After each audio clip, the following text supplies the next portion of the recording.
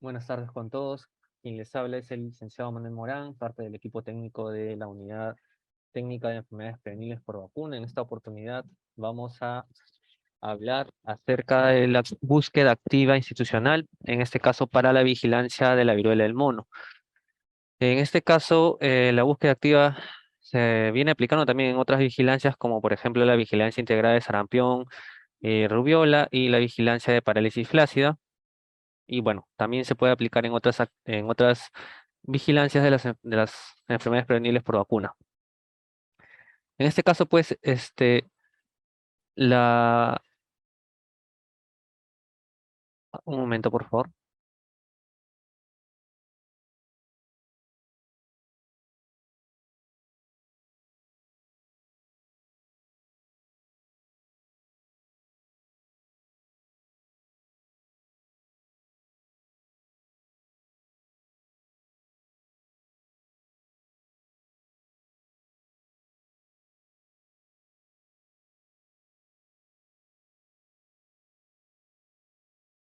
Bien, entonces, en este caso la búsqueda activa tiene ciertas características.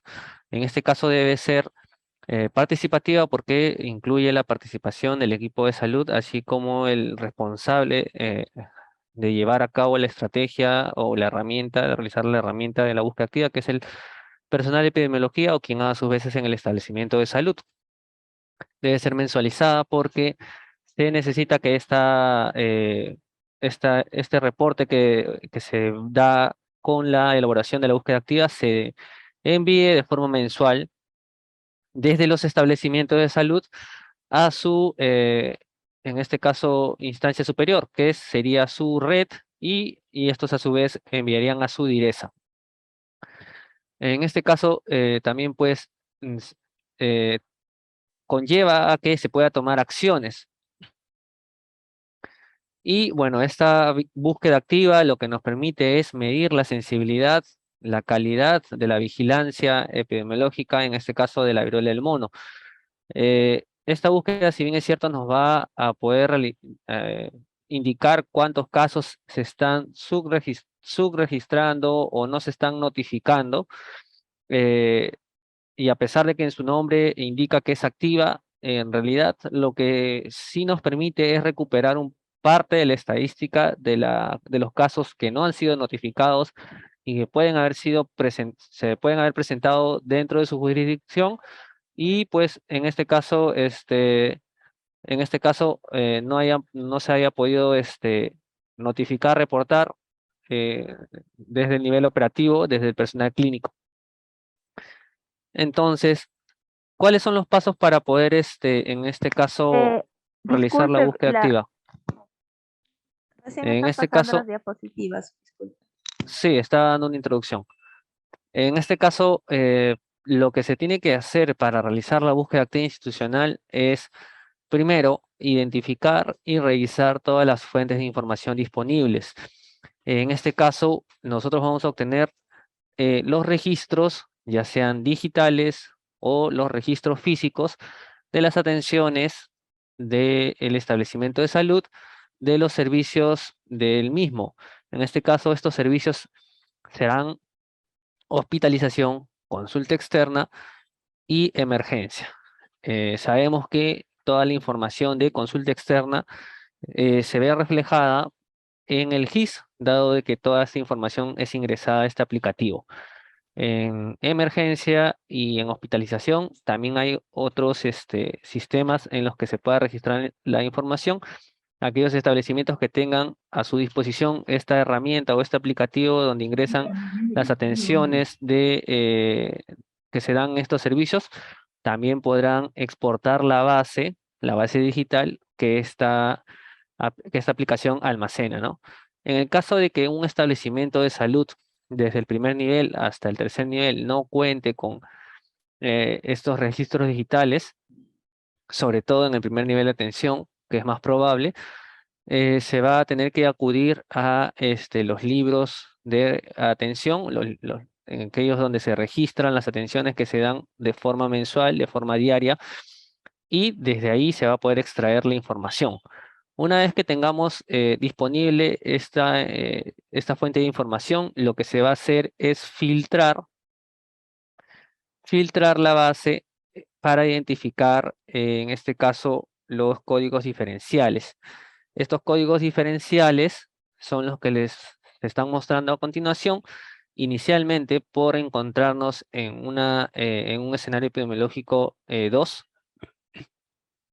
En este caso, se está haciendo la búsqueda inicial en CERIX, UANT y toda aquella institución pública y privada que atiende a personas que están viviendo con VIH e ITS. Entonces, como ven aquí, hay un listado de enfermedades, en su mayoría ITS, incluida la de viruela del mono. El viruela del mono también es un diagnóstico diferencial, el B04. Entonces, estos diagnósticos son los que se van a filtrar en esta base, ya sea digital o se van a ubicar en los registros físicos. Una vez que tengamos identificado esto, lo que vamos a hacer es registrar estos casos en un formato, en este caso, que es un formato interno, solo para el establecimiento. Ese formato ustedes al llenarlo se lo van a quedar para su, en este caso histórico, no lo van a enviar porque contiene información sensible. Más adelante se los voy a mostrar. Una vez que ya hayamos identificado estos diagnósticos diferenciales, lo que vamos a proceder a hacer es verificar, hacer la investigación epidemiológica a través de la revisión de la historia clínica y de repente alguna otra información que se tenga del paciente sobre la atención, en este caso, en la cual ha sido catalogado con ese diagnóstico diferencial.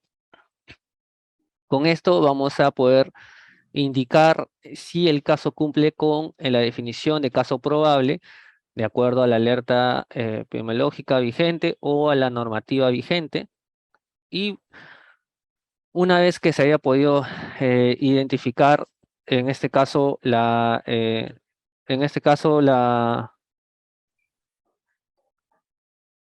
el, el caso como de caso probable de viruela, se va a verificar si está, en este caso, notificado en el sistema de registro y vigilancia, en este caso, pues, a través del aplicativo, ¿no?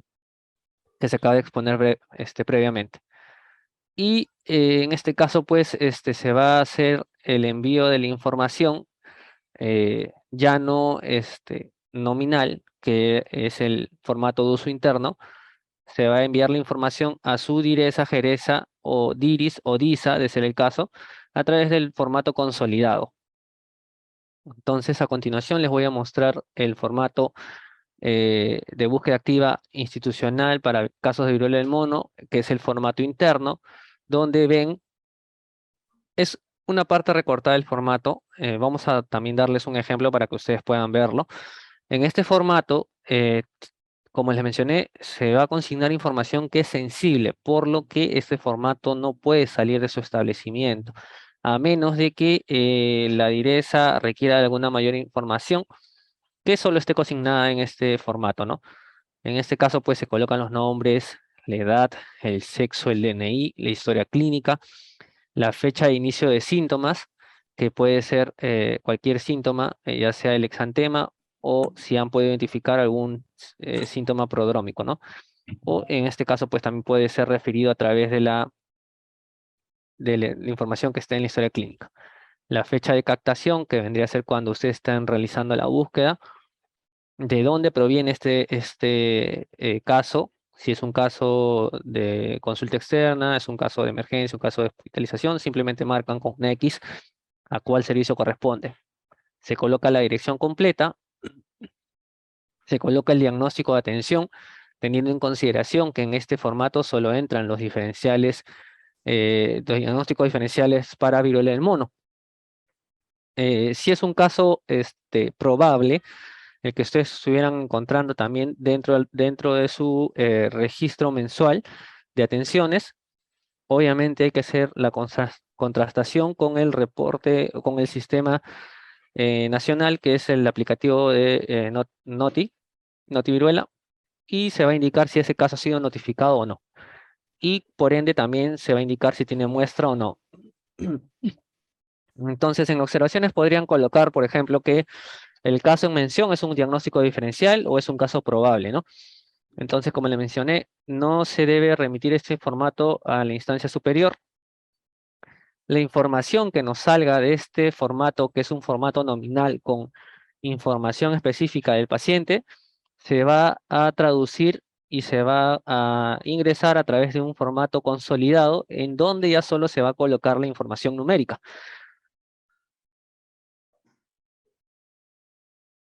Este es el formato consolidado mensual, también está disgregado por partes para poder explicárselas. Y en este caso, pues, es el que se envía a las jerezas, direzas, diris, disas al finalizar el mes. Y obviamente ellos nos lo remiten a nosotros, el Centro Nacional de Epidemiología, Prevención y Control de Enfermedades. Entonces, igualmente aquí ustedes, si están en el primer nivel de atención, indican cuánto es la cantidad total de atenciones de su establecimiento por servicios, por consulta, por hospitalización y por emergencia, y de acuerdo al mes en el que se encuentren haciendo la evaluación. Y el total de registros revisados va a ser la sumatoria de estas tres celdas, de la C, la D y la E.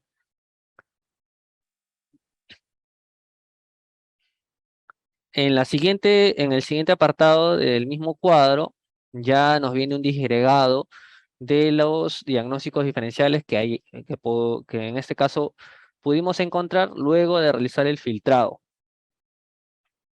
En este caso, pues, el filtrado que les mencioné hace un momento significa identificar los diagnósticos diferenciales y se van a dividir en los casos probables que encontremos, aquellos que ya tengan el B04 en la búsqueda, o aquellos diagnósticos diferenciales de otras enfermedades que luego de revisar su historia calcen con la definición de caso probable. Aquellos casos diferenciales que no calcen con la definición, pues irán dentro de la casilla H, que indica número de casos que no cumplen la definición. Y pues también tenemos los casos en revisión, que son aquellos aquellos diagnósticos diferenciales, aquellas atenciones en las que uno evalúa la historia clínica para determinar si es un caso probable o no. Los casos no revisados van a ser aquellos casos en que no se pueda identificar, en este caso, si es un caso probable porque no se disponga de información del paciente. Si la información clínica es escueta, se va a tener que de repente contactar al establecimiento o al servicio donde ha recibido, en este caso, la atención, para ver si tienen mayor información, de repente está en seguimiento por alguna enfermedad. Si no hay forma de realizar esto y tampoco hay forma de contactarse con el paciente porque no hay dirección y no hay teléfono, pues el diagnóstico diferencial se quedará con el diagnóstico de la atención y bueno, pasará a quedarse como un caso no revisado. Entonces, la columna, en este caso la fila acá, pues ya significa que en este caso la totalidad de los casos que hemos catalogado, clasificado, por decirlo así, previamente, ¿no? A través de un ejemplo lo vamos a ver, si pudieran apagar por favor sus micrófonos. En el último apartado tenemos que se va a ingresar aquellos casos confirmados que nosotros tengamos dentro del mes, dentro de nuestros diagnósticos, dentro de nuestros casos probables, vamos a indicar cuántos han sido descartados, ya sea por laboratorio o en este caso otro, puede ser clínico epidemiológico. Y por último tenemos en este caso la parte que indica número de casos notificados al CDC, que significa la cantidad de casos probables que hemos notificado a través del aplicativo sobre la totalidad de los diagnósticos diferenciales. Entonces, para poder entender estos formatos, vamos a poner un ejemplo. En el ejemplo tenemos llenado nuestro formato de uso interno, que era el primero que les mencioné, que no se remite a su instancia superior, donde se han colocado las iniciales de dos pacientes, sus DNI, sus historias clínicas, cuando iniciaron sus síntomas de acuerdo a la información clínica registrada en la historia clínica, cuando la fecha de captación, que viene a ser cuando yo hice la búsqueda activa, y el servicio de que provienen, ¿no? En este caso, la consulta externa del establecimiento.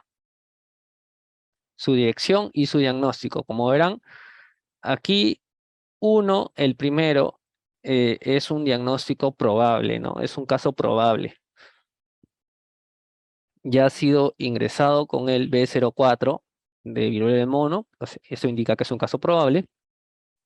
Verificamos que sí, ese caso fue notificado al aplicativo, por ende se ha marcado sí, y obviamente el caso tiene su muestra, ¿no?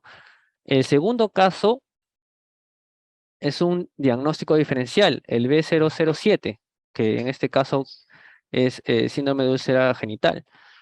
Y bueno, en observaciones colocamos diagnóstico diferencial, no se va a llenar, obviamente, las celdas que digan que ha sido notificada al CDC y si tiene muestra o no, porque este caso va a pasarse a revisar para determinar si la información clínica con la que se dispone nos permite indicar que es un diagnóstico o es un caso probable de viruela del mono. Entonces, como vemos aquí, solo tenemos dos atenciones, o perdón, dos registros diferenciales, dos diagnósticos diferenciales, en este caso para el mes de julio. Esta información nominal, ustedes la van a traducir hacia el reporte consolidado, que es este es el reporte consolidado ya completo, donde verán en un supuesto que para julio este establecimiento ha revisado o ha tenido 300 atenciones en consulta externa, probablemente sea un CERIX, y dentro de estas 300 registros que se han extraído de la base estadística, se ha identificado, como hemos visto anteriormente, como hemos visto aquí, dos diagnósticos diferenciales. Entonces, estos únicos dos diagnósticos diferenciales, vamos a decir que a qué le corresponden, ¿no? En qué casilla ingresarían dentro de la clasificación de estos casos o de la catalogación de estos casos, por decirlo así. Y tenemos que el primero era un diagnóstico probable, un caso probable. Entonces, en este caso, va a ser ingresado en la G, que es número de casos probables encontrados, que era el primero, se coloca 1. El siguiente diagnóstico, que es un diagnóstico diferencial, como habíamos visto, es un caso que va a entrar en revisión. Nosotros vamos a hacer la investigación, vamos a revisar la historia clínica y vamos a determinar si el caso corresponde a un caso probable o no corresponde a un caso que no cumple la definición. Este caso, este registro, esta atención, si luego de analizada la información que se tiene, se determina que sí es un caso probable, en este caso pues pasará a la celda de la fila G, y si no, y si se descarta, se indica que no es un caso probable, pasará a la fila H. En este caso pues, si la información que hubiera en esta historia o en esta atención no fuera la suficiente como para poder determinar que es un caso probable y no se pueda, en este caso, no se pueda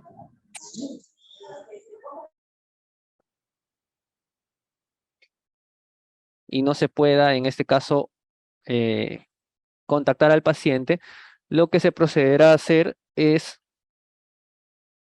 pues a ingresarlo e indicar que es un caso no revisado. Y bueno, al final la sumatoria de todos ellos, como ven, nos da la cantidad total, que son 2 casos. En este caso no tenemos ningún caso confirmado dentro de julio, no se coloca nada. El caso probable está aún en investigación igualmente, y tampoco por ende se ha descartado ninguno.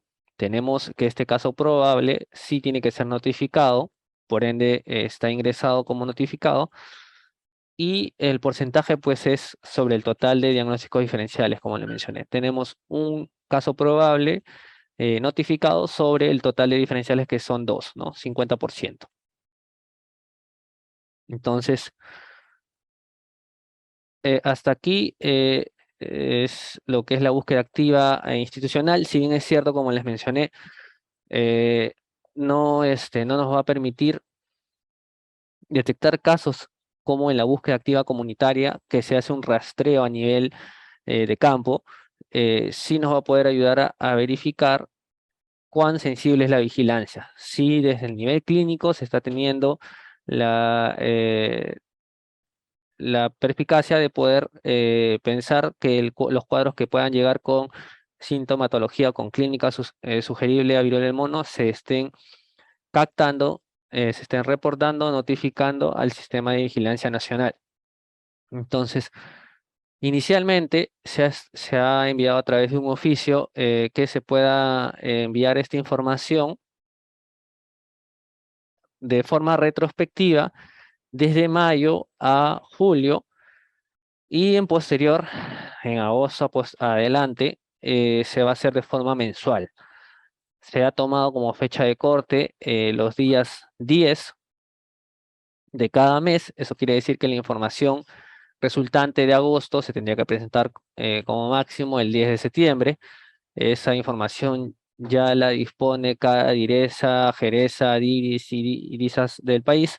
En este caso, como les estaba mencionando, la información tiene que remitirse a su instancia superior. Nos han estado llegando correos de establecimientos de salud, de microredes, de hospitales, enviándonos su búsqueda activa institucional. En este caso, a nosotros se nos va a remitir desde la instancia superior a nivel regional, porque cada instancia superior a nivel regional es quien va a consolidar la búsqueda activa de la totalidad de sus establecimientos, indiferentemente del subsector al que pertenezcan, si sean de salud, si sean de las Fuerzas Armadas, de la sanidad o de la policía o de alguna institución público-privada que cumpla con esta categoría de que está teniendo pacientes con que están viviendo con VIH o ITS, ¿no?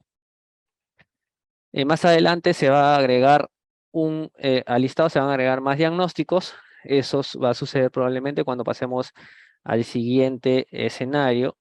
Y bueno, ahí cuando ya la transmisión esté eh, en otros grupos poblacionales, se va a tener que ya ingresar, bueno, ya se va a ingresar los diagnósticos diferenciales como sarampión, rubiola, entre otros, ¿no? Pero por el momento los que se les ha mostrado en la diapositiva son los que se están utilizando para la búsqueda. Entonces, eso sería todo de mi parte.